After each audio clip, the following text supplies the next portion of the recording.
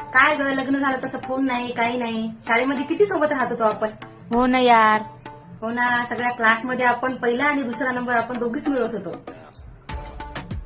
काय करतेस मग, कुठे जॉब वगैरे करतेस का लग्नानंतर? नाही ग, अजून तू करतेस का? अच्छा. हा अगं, मी पुण्याला राहते, इकडे जॉब करते मी. मिस्टर काय करतात मग तुझे?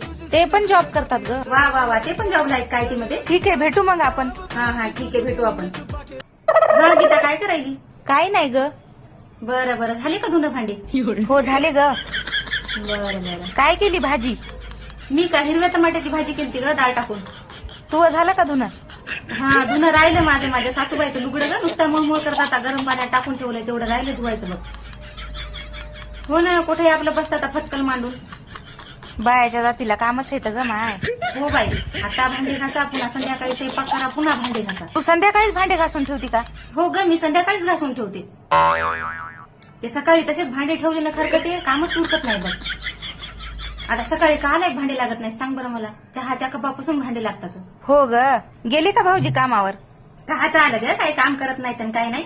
एकच काम राहते त्याला, घरी आलेल्या पाहुण्याच्या बॅगा घेऊन बस स्टँडहून घरी यायचं आणि घरून बस स्टँडला नेऊन सोडायचं त्याला.